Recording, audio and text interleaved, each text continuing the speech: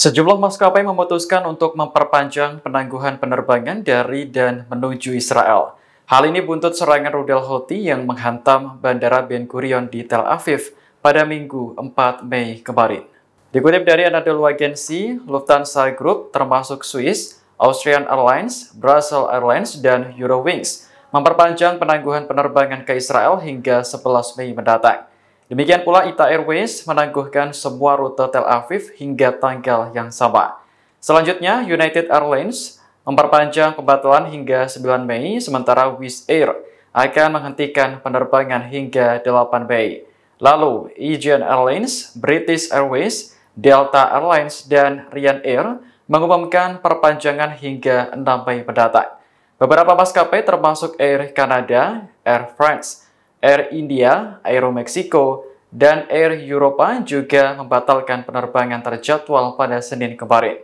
Media Ibrani melaporkan ribuan warga negara Israel saat ini masih terlantar di luar negeri karena gangguan yang meluas dalam penerbangan internasional.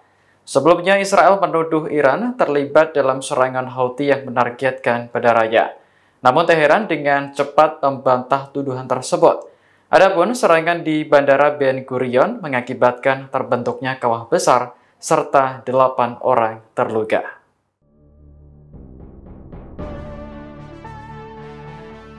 Untuk pertama kalinya, China menggelar latihan militer gabungan dengan Mesir pada April hingga Mei 2025. Latihan tersebut bertujuan untuk mengikis pengaruh Amerika Serikat di kawasan Timur Tengah. Pada Senin 4 Mei kemarin, militer China merilis video yang menampilkan jet tempurnya terbang di langit Mesir. Ada pula helikopter dan pesawat angkut yang turut serta mengawal latihan udara. Dikutip dari Al Arabiya, China memuji latihan perdananya dengan Mesir ini sebagai sinyal hubungan militer yang semakin kuat. Sebagaimana diketahui, Kairo merupakan salah satu mitra keamanan terbesar Amerika di Timur Tengah. Para analis mengatakan latihan militer antara China dan Mesir memungkinkan Beijing untuk menginvestasikan miliaran dolar ke dalam proyek keamanan. Sebab Presiden Amerika Donald Trump telah melakukan pemotongan bantuan luar negeri secara besar-besaran. Apalagi kondisi Mesir saat ini terjepit oleh 3 keadaan. Pertama, krisis Gaza di Timur Laut, kemudian kekerasan etnis Sudan di selatan, serta ketidakstabilan politik Libya di barat. Analis menyebut latihan selama 18 hari itu akan membantu Mesir menegaskan negaranya sebagai kekuatan regional utama di tengah meningkatnya ketegangan Timur Tengah.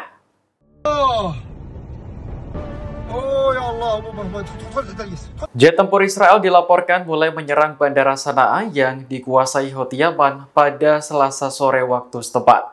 Serangan terjadi tak lama setelah Israel mengeluarkan peringatan untuk mengosongkan bandara tersebut.